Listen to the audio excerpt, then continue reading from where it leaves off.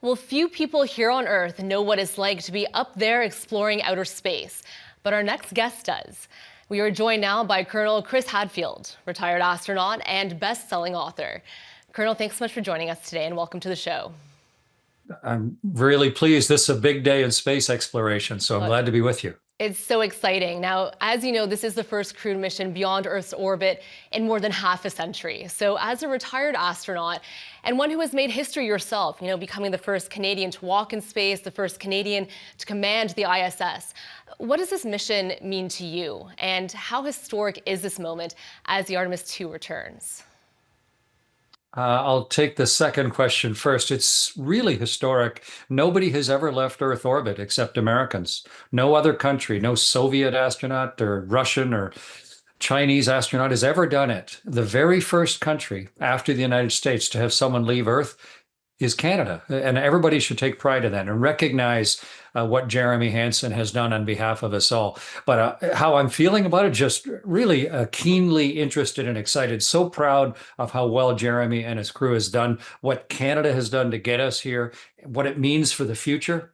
And now all eyes and held breath turned towards their reentry tonight. Absolutely. So there's a lot of nerves, I'm sure, that is part of this final part of the mission. It's so dangerous. What will physically be happening to the crew capsule during this time? And how does this reentry differ from, say, a space shuttle reentry? It will come in with about twice as much energy as a space shuttle. So the entry, or the little capsule, my third space flight with the Soyuz, twice as much energy. So somehow, as they're getting slowed down by the Earth's atmosphere, they have to get rid of twice as much energy. That means it's going to be all that heat and all that pressure wrapped around their vehicle as they plummet into the air and eventually belly flop into the sea. And the vehicle's never been flown by people before. Very first time ever that people will have flown this little Orion capsule back through the atmosphere. And nothing's ever perfect or 100% predictable. So yeah, it's not a guarantee, but everyone's done the math. We think it's going to be okay. The crew's confident, but until you try it once, you never really know. So I'll be holding my breath along with everybody. Well, it's just so incredible. I think it's really hard sometimes to wrap our minds around just the incredible science and everything that goes into making a mission like this happen. I want to ask you, Colonel, about the astronauts and how they're preparing for this last part of the mission. I mean, based on your experience, what will they be feeling during that fireball phase of reentry, and how has their training really prepared them for this? Yeah, I was emailing back and forth with Jeremy. Pretty amazing to email, with someone who's on the way back from the moon. They're so proud of the ship and the team and how this vehicle is done. Jeremy just says, he said, I'm going to miss this. This is a great experience. But what they're focusing on now is getting it all done right. First, they need to perfectly line up their vehicle to enter the atmosphere at exactly the right angle. They come in a little too shallow, they'll skip out, and then that'll make a real mess later on. If they come in a little too steep, it'll burn them up. So they have to aim it just right. They'll be watching that. They got to jettison the service module, the kind of life support system on the back. And then they need to expose the pristine belly of their capsule to the Earth's atmosphere. It's been protected from little meteoroids up until now. And then fly it down through the atmosphere. Hopefully the computer will properly steer it as they fly down through and dissipate all that energy, and then get down to where they're slow enough. They can pop, little drogue chutes and then the three big parachutes and come down like a monstrous thistle down into the Pacific off the coast of California. It's going to be an amazing, I don't know, half-hour ride. Well, I'll be watching so closely. All right, now astronauts, Colonel, often talk about the emotional impact of space. What do you think this crew will carry with them from this journey?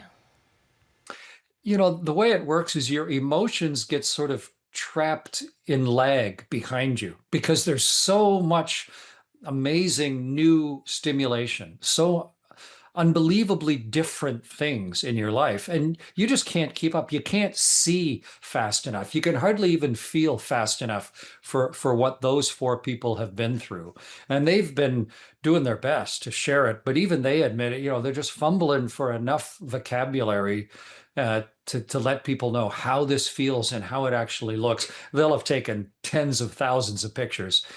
but they now have the rest of their lives in order to sort of what this means to them as a person, and then how to share it with their family and their friends and the rest of the world, and let people see where we are in history as a species as we transition from exploring the moon done by the Apollo astronauts to now this very first flight of starting to settle on the moon, much as we did, Antarctica 100 years ago. And somehow Jeremy and his three crewmates need to get all that square in their heads immediately when they land, and then with a lot of time to reflect later on. So, Colonel, I'm wondering if that's how you are sharing your experiences through storytelling, because we know that your novel called Final Orbit really imagines high stakes scenarios in outer space. So, how does your real life experience shape the stories that you tell? I'm really interested to see how Jeremy is going to share this experience. So I flew in space 3 times, and I've written nonfiction books, and I've done like National Geographic and BBC series, and I even played music. But being able to write fiction gives me tremendous freedom because I can then look at it from different characters' points of view. How did this person feel about it, and this person back in mission control, and someone in Moscow or Washington, and then I can also just change little real historical details and see what just might have happened if history had unrolled differently, and then the huge cataclysmic results of that. And so it's a really fun way to share the spaceflight experiences I've had. People can get a real sense of what it's truly like, and also I'm writing the fourth book in the series right now. They've all been luckily #1 bestsellers, and so there's this clamoring of, hey, come on, get another book out here, which I'm busy today trying to help Jeremy and crew get safely back from space, but I really take it seriously how to best share the path by which we can put someone like Jeremy to the moon and back. How is it that you change who you are to make that possible? And are those ideas then transferable to other people so they can maybe get closer to their dreams in their life? And Jeremy's going to be working on that for the rest of his life. Absolutely. Well, it's a wonderful way to gain insight into your mind and what you're thinking and how you feel. And that leads me to my next question, because of course there's so much fanfare around today's event and today's splashdown and the return of the crew. But I'd be remiss if I didn't point out, and we have mentioned it is quite dangerous. I mean, how are you feeling on this day as you await your friends to return home? Well, I mean, Jeremy used to be a combat fighter pilot flying F-18s. I was a test pilot as well. Dangerous professions, but they're part of society, and there's no guaranteed outcome. So what you do is you study it like crazy. You change who you are. You develop a huge, deep skill set for things to go wrong. But eventually if you want to, everyone talk about the edge of the envelope and expanding the envelope. Someone has to test where the edges of the envelope are. That's what Jeremy and his crew are doing. They are pushing the edge of the envelope. No human beings have ever flown this spaceship back down through into the atmosphere before. We think we've done our math right. We did it an unpiloted test, but it didn't go perfectly. But we're confident this is going to work today. But until someone is willing to risk their really everything to go and test it, the rest of us won't really know. And so it's extremely serious, and the crew takes it seriously. Everybody in all the space agencies is watching keenly, and we'll know whether we are right or wrong here, after they're safely back into the water of the Pacific. And I'm confident they'll be okay, but there's no guarantees on the edge of exploration. Well, we wish the crew a very safe and easy, smooth process returning home. Colonel, thank you very much for your insights today and for joining us. It was a pleasure speaking with you.